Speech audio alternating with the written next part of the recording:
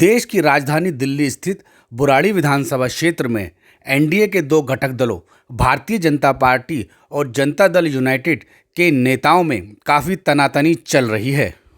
क्योंकि जेडीयू की ओर से बार बार दावा किया जा रहा है कि बुराड़ी विधानसभा क्षेत्र में गठबंधन के तहत उनका प्रत्याशी लड़ेगा, लेकिन यह बात भाजपा के नेताओं को बिल्कुल रास नहीं आ रही है और वह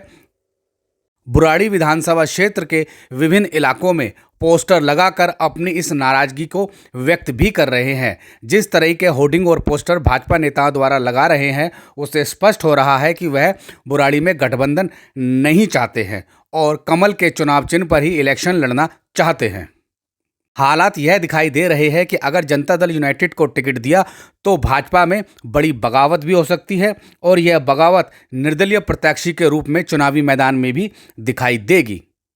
बुराड़ी भाजपा के नेता जहां एक और पोस्टरों से अपनी नाराजगी व्यक्त कर रहे हैं, वहीं प्रदेश के नेताओं को भी स्पष्ट कर दिया गया है कि वह बुराड़ी में कमल के चुनाव चिन्ह पर ही इलेक्शन लड़ना चाहते हैं और एनडीए से कोई गठबंधन नहीं चाहते। हालांकि प्रदेश भी यही चाहता है कि बुराड़ी में कोई गठबंधन ना हो।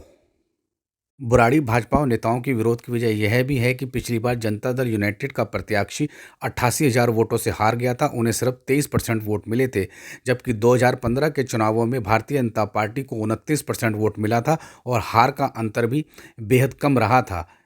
वहीं भाजपा नेताओं का यह भी कहना है कि शैलेंद्र कुमार 2020 में चुनाव हारने के पश्चात लगातार गायब रहे थे और चुनावों से ठीक 6 महीने पहले दिखने लगे हैं। राजधानी दिल्ली और बिहार के राजनीतिक माहौल को देखकर लगता है कि एक बार फिर बड़ा राजनीतिक धमाका हो सकता है, क्योंकि बार बार मना करने के बावजूद भारतीय जनता पार्टी ने जनता दल यूनाइटेड से गठबंधन किया।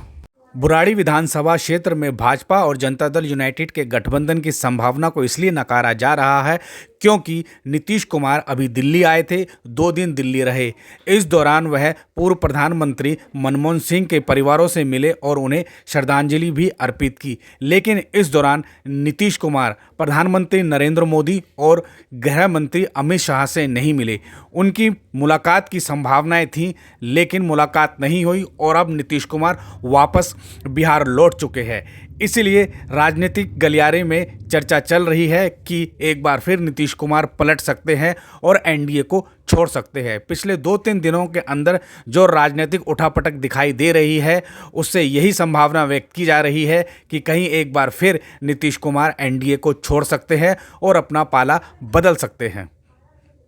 हालांकि आरजेडी के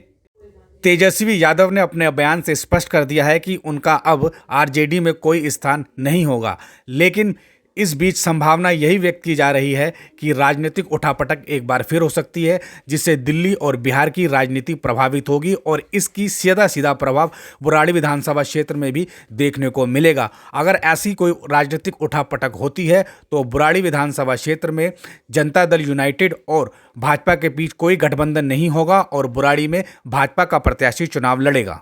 2020 के विधानसभा चुनाव में भाजपा ने जनता दल यूनाइटेड को बुराड़ी, किराड़ी और सीमापुरी विधानसभा सीटों पर चुनाव लड़ाया था, लेकिन तीनों ही सीटों पर जनता दल यूनाइटेड के प्रत्याशी बुरी तरह से हार गए थे और आम आदमी पार्टी को तीनों सीटों पर बड़ी जीत मिली थी। के सहयोगी जो है वो भी विधायक हर रोज नीतीश बाबू का विरोध कर रहे हैं, वो भी जनता के विरोध का सामना कर रहे हैं। इनके आधे एमपी भाजपा के दरवाजे खटखटा रहे हैं और मैं एक बात स्पष्ट कर देता हूं, किसी के मन में ये संशय हो कि चुनाव के परिणामों के बाद नीतीश बाबू को फिर से भाजपा एनडीए में लेगी, तो मैं बिहार की जनता को स्पष्ट कह देना चाहता हूं और लल्लन बाबू को भी स्पष्ट कहना चाहता हूं, आप लोगों के लिए भाजपा के दरवाजे हमेशा के लिए बंद हो चुके हैं।